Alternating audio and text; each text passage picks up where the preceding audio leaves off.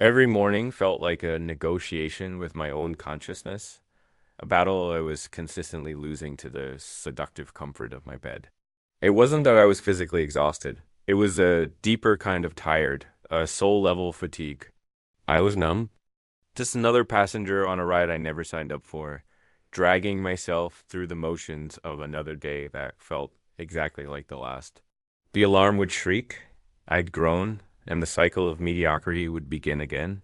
Then, one morning, something shifted. I decided to do something radically different. No, I didn't suddenly start running marathons at dawn while blasting motivational speeches into my eardrums. I did something quieter, more intentional. I built a morning routine that actually made me want to get out of bed.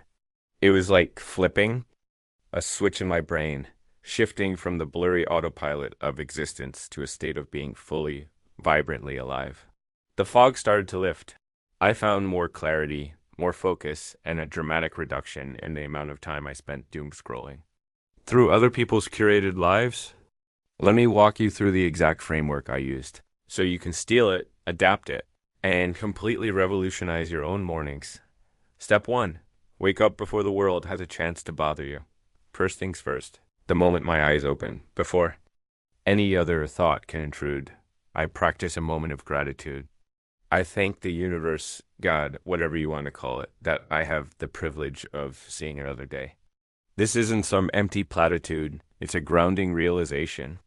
Not everyone gets this opportunity, and we can't afford to take a single sunrise for granted. Now let's be brutally honest with ourselves.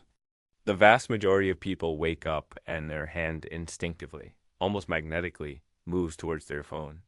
They start scrolling before their feet even touch the floor. Here's a news flash for you. If the first thing you touch in morning is a screen, you have already lost the day. You've surrendered your most precious, creative, and peaceful moments to a chaotic influx of notifications, emails, and the highlight reels of strangers. I used to be one of those people, waking up at 8 a.m. already feeling like I was behind on everything, including my own life. Now, I'm up by 5:30 a.m. This isn't about joining some trendy 5 a.m. club to post about it online. It's about reclaiming the silence. At 5:30, the world isn't screaming at you yet. The internet hasn't had a chance to sell you a crypto scam or a life-changing course from a guru who's younger than your favorite t-shirt. It's just you, your own thoughts, and the profound stillness of the pre-dawn hours. That silence is where clarity is born. The surge in productivity and mental sharpness you get from waking up early is not a myth. I know a lot of influencers drone on about this, but trust me, it is the real deal. Here's a pro tip that will change the game. Put your phone in another room. Go buy an actual physical alarm clock. Yes, they still make them. And no, they don't come with a TikTok feed pre-installed. Step 2, ice water. Or, as I like to call it, legalize self-assault. I know that cold plunges have become the latest wellness trend. But let me tell you something, nothing will humble you faster or more effectively than voluntarily submerging your body into a tub of ice-cold water at 6 in the morning. It's the closest I've ever come to actual time travel. The seconds stretch into an eternity. So why on earth would I do it? Because your comfort zone is a beautifully decorated cage. Because it is an absolutely miserable experience, and I have zero desire to do it, which is precisely the reason I force myself to. Do you honestly believe that staying warm and comfortable is helping you grow? It's not. It's keeping you soft, and a soft mindset doesn't scale in any area of life. The science backs this up. Studies have shown that cold exposure can boost your dopamine levels by up to 250%. That's a more significant and more sustained spike than you get from coffee. From scrolling through social media or from getting applause from strangers online. It's a natural high that sets a powerful tone for the rest of the day. More importantly, it forces you to learn how to breathe through intense stress and discomfort instead of just complaining about it on X or Twitter or whatever they're calling it this week. The shock of the cold water wakes up your entire system. faster and more effectively than a breakup text at 2 in the morning. Do it, hate every second of it, and then thank me later. Step 3, a full mental realignment. Whether it's through the Bible, prayer, meditation, or just quiet contemplation. Here's a truly radical thought for the modern age. What if you spent just 10 minutes being completely alone with your thoughts without the crutch of a Wi Fi signal? I know, it sounds insane. It's like putting your brain into actual airplane mode. No scrolling, no Spotify playlist, no podcast. Just your own consciousness and that terrifying, beautiful silence that we have all been meticulously trained to avoid at all costs. For me, personally, this for reading scripture and for prayer. This isn't because it looks good or because I'm trying to score some invisible virtue points with the universe. I do it because I need to anchor myself in something deeper and more meaningful than the fleeting trends of hustle culture and whatever the latest TikTok dance is telling me is important. Whatever your personal belief system is, whether it's a formal faith, a philosophical code, or just a stubborn moral compass that you've duct taped together from life lessons in childhood. Cartoons, this is the time to reconnect with it. Reconnect with the core of who you are. Because here's the undeniable truth. The world is deafeningly loud. Everyone is shouting their opinion, broadcasting their highlight reel, and trying to sell you their six-figure side hustle. It's an all-you-can-eat buffet of noise, hot takes, and digital distractions. But in the silence, that's where your own clarity begins to surface. That's where your actual thoughts, the ones that don't come preloaded with hashtags and external validation, finally get a chance to speak. This is your chance to ask yourself the big questions. What do I actually believe in? What kind of life am I trying to build here, brick by brick? Am I consciously moving towards a goal, or am I just frantically running away from the things I don't want to face? Your brain has the answers. It has brilliant, insightful answers, actually. But it's not going to scream them at you over the noise of the world. You have to be the one to lower the volume of everything else first. And the wildest part is what happens next. You start to move through your day like someone who is actually driving the car instead of being dragged behind it on a rope. You operate with more intention and far less nonsense. Suddenly, you're not spiraling into anxiety over minor inconveniences or having a meltdown because someone used the wrong tone in an email. And let's be honest, you'll experience fewer existential breakdowns while you're doing mundane chores, like unloading the dishwasher. That benefit alone is worth the 10-minute investment. Step 4, journaling like a high-performance CEO, not a lovelorn teenager. Let's be clear, we are not sitting down to write angsty love poems or complain about our day here. This is tactical, strategic journaling. I use a simple framework of 3 bullet points every single morning. No fluff, no filler. First, what am I genuinely grateful for? Second, what would make today a truly great day? And third, what must I absolutely not do today in order to ruin my own progress? Think of it as creating a Google Maps for your brain for the next 16 hours. Without this kind of clarity, you're just driving around aimlessly, hoping you stumble upon the destination of success. And if your immediate excuse is, I don't have time for that, I want you to go and check your phone's screen time report right now. I am willing to bet that you gave at least 90 minutes of your life to scrolling through memes and watching short-form videos yesterday. You can find 9 minutes for your own future. The truth can be a bitter pill to swallow, but we all need to hear it from time to time, right? Go ahead and drop a comment with your screen time. Let's be accountable. Here's the secret trick that made this entire routine sustainable for me. I stopped trying to perform a complete overhaul of my life overnight. Instead, I started stacking these small habits one on top of the other, like Lego blocks. The cold, water, the prayer and reflection, the tactical journaling, some stretching, some physical movement. Repeat, day after day. Momentum is infinitely more powerful and more addictive than motivation because momentum shows up and carries you forward. Even on the days when you're tired, uninspired, and feeling weak. Step 5, move your body, or you will remain a brain trapped in a jar. Morning workouts are not primarily about aesthetics. They are about establishing a sense of agency over your life. When you lift something heavy, when you break a sweat, when you purposefully move your body, something powerful happens. Boom. Suddenly, that inbox with 83 unread emails doesn't feel like a personal attack anymore. It's just a list of tasks. You have already conquered physical and mental resistance before. 8 a.m. The rest of the day is just managing the details. And look, this doesn't mean you have to go full on CrossFit Spartan mode and start flipping giant tires in your driveway at sunrise.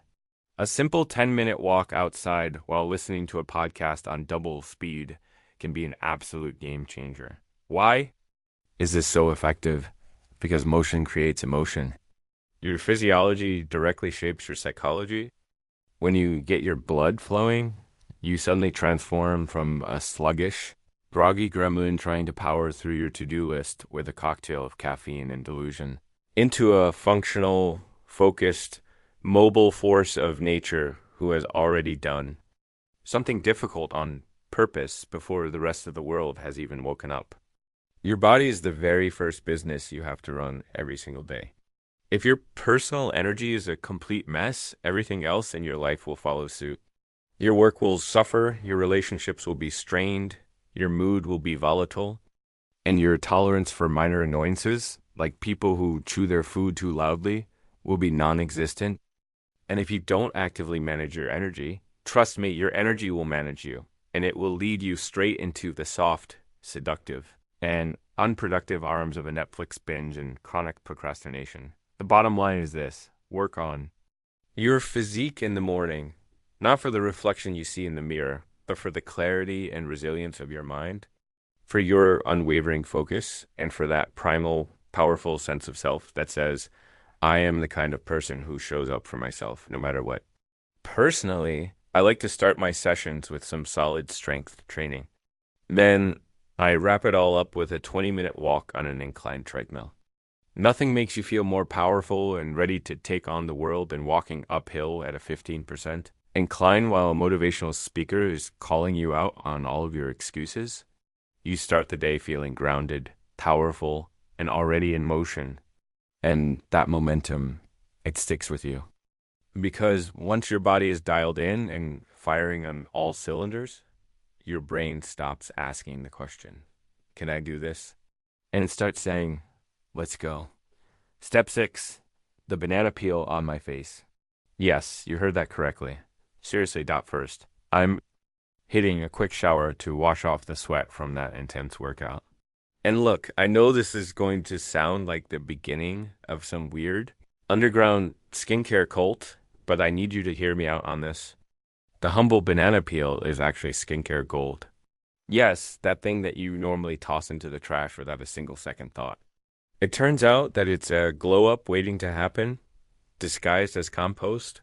It's packed with antioxidants, potassium, and natural hydrating agents.